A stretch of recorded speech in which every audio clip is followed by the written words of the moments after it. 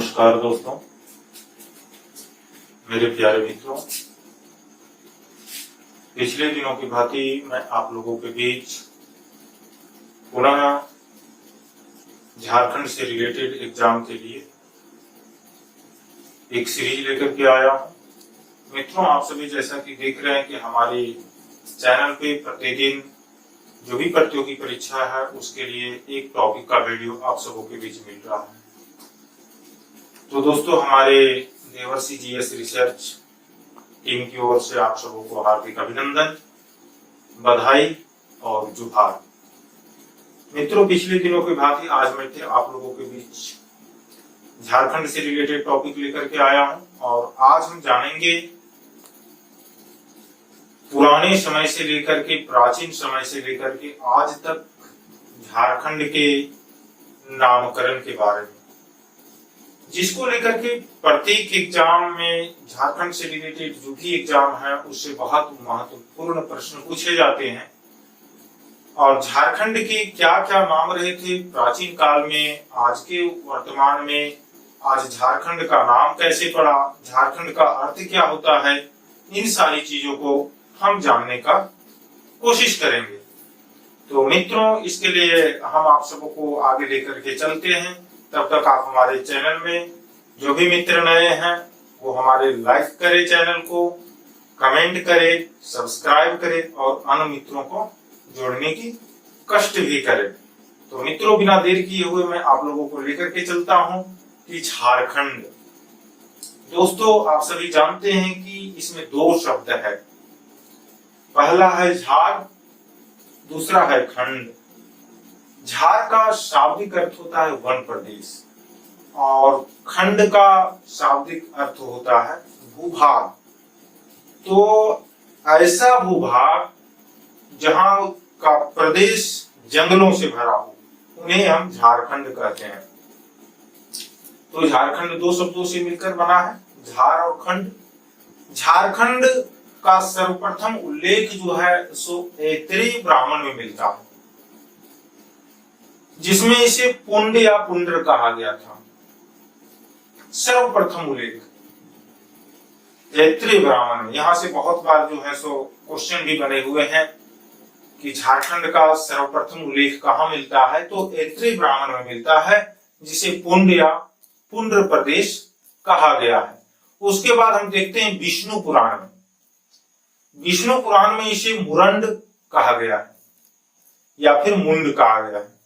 उसके बाद महाभारत के दिग्विजय पर्व में इस क्षेत्र को पुंडरिक प्रदेश कहा गया है।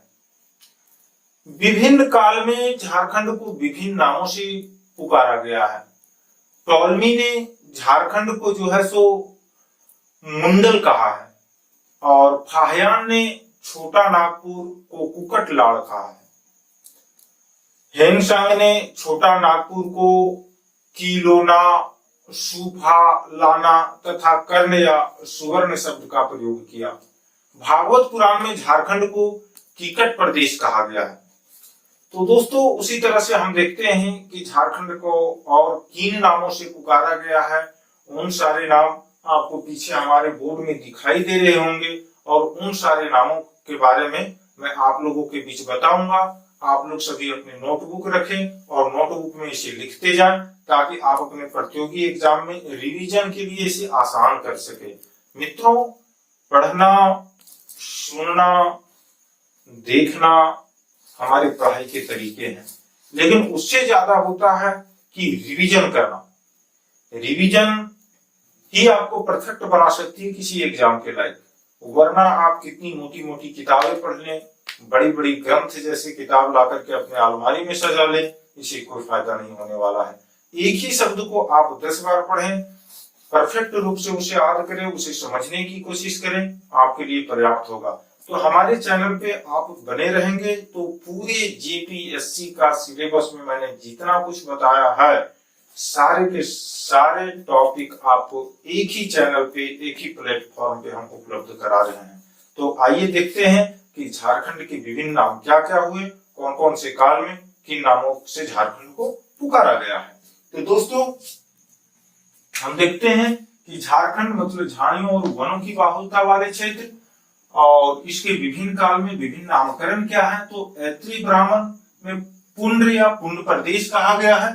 ऋग्वेद में कीकट नाम देशो अनार्थो, कीकट नाम देशो अनाथ ऋग्वेद में प्रयोग किया गया है इन नाम का। उसके बाद अथर्ववेद में ब्रात्य नाम का प्रयोग किया गया है। वायु पुराण में मुरुंड नाम का प्रयोग किया गया। उसके बाद समुद्रगुप्त का प्रयाग प्रस्ती में भी मुरंड नाम का प्रयोग है और विष्णु पुराण में मुंड का प्रयोग किया गया। भागवत में से कीकट प्रदेश का नाम दिया गया और महाभारत के दिग्विजय पर्व में पुंडरीक या पशुभूमि का नाम दिया गया है। पूर्व मध्यकालीन संस्कृत साहित्य में इसे कलिंग देश कहा गया और 13वीं सदी के ताम्रपत्र में झारखंड का नाम दिया गया। उसी तरह तारीखी फिरोज शाही में झारखंड कहा गया है। फिर तारीखी बंगला में भी झारखंड नाम का प्रयोग किया गया और सियार उल मुख्तरीन में झारखंड नाम दिया गया है। कबीर के दोहे में भी झारखंड का नाम दिया गया। जायसी द्वारा पद्मावत में, आप सभी सुने होंगे, हाल में ही पद्मावत की बहुत चर्चा रही और मलिक मोहम्मद जायसी का इसमें नाम आता है, तो उसमें भी झारखंड का ही प्रयोग किया गया है। उसके बाद आप देखिए तो अकबरनामा में भी झारखंड शब्द का प्रयोग है। नरसिंह देव द्वितीय के ताम्रपत्र में, नरसिंह देव द्वितीय के ताम्रपत्र में भी झारखंड नाम का ही प्रयोग है। उसके बाद आईने अकबरी में हम देखते हैं कोकरा या खंखरा का प्रयोग किया गया है। कौटिल्य के अर्थशास्त्र में कुकुट या कुकट देश का प्रयोग किया गया। उसके बाद टॉलमी द्वारा मुंडल नाम दिया गया है और फाहियान द्वारा कुकुटलाड़ का नाम दिया गया है।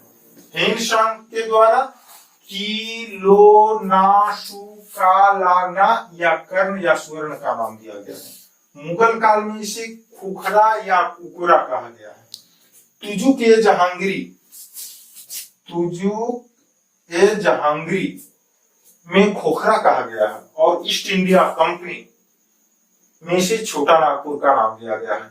तो दोस्तों आपने देखा कि विभिन्न काल के दौरान झारखंड के विभिन्न नामकरण हुए और विभिन्न नामकरण में सभी नाम अपने से मिलता जुलता हो ही नहीं सकता है। इसमें थोड़ा सा आप लोग को याद करने के लिए मेहनत करनी होगी और उतना भी ज्यादा मेहनत की जरूरत नहीं है। 2 से 4 बार आप पढ़ेंगे तो बहुत सारे शब्द जो है आपके माइंड में बैठ जाएंगे।